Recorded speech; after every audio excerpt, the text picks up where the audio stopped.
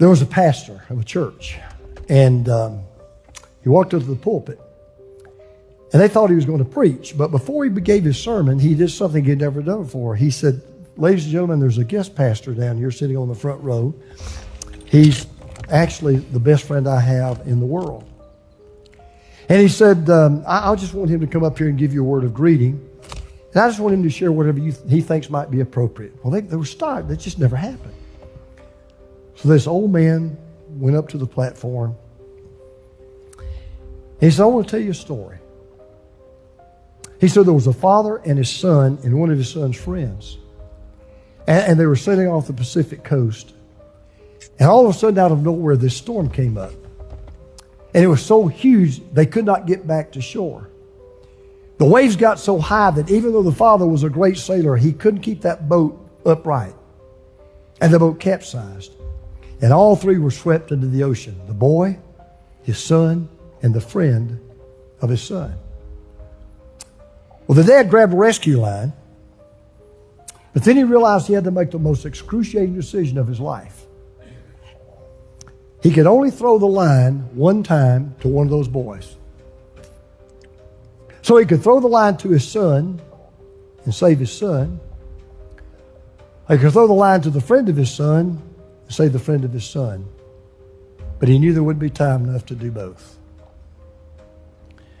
Well, the father knew that his son was a Christian, loved the Lord, was a strong believer, was going to heaven when he died. But he also knew that his son's friend was not. So he looked at his son, and the last words he ever said to his son were, "Son, I love you." But then he threw the line to the other boy. His son went beneath the ocean. They never found his body. You could hear a pin drop in that church. They were just spellbound. And then the man said, "You know, the father knew that his son would step into eternity with Jesus. And he could not bear the thought of his son's friend stepping into eternity without Jesus. I knew that. He knew that. So that father sacrificed his son to save the friend of his son." And then he finished by saying this, "How great is the love of God that he did the same for us, sacrificing his only son so that we could be saved." And so I urge you to accept his offer to rescue you and take hold of that lifeline he's throwing out to you today. Well, again, you can imagine, you could hear grass growing outside. Silence filled the room. He left and went back down and sat down on the front row. Amen. The other man got up and preached. Service was over. After the service was over, two teenagers, about the age of my grandson, two teenagers came running up to this man. And he said, "You know, that's a really nice story you told today." He said, "But I don't think it's very realistic that a father would give up his only son's life hoping the other boy would become a Christian."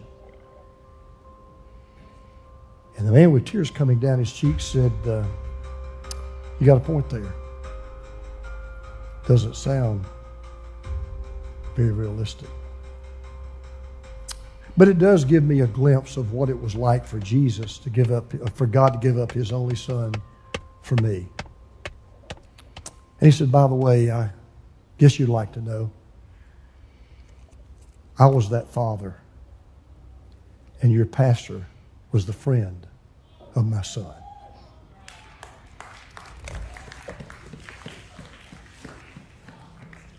When Jesus left heaven and took the hell that we deserved, he went all in.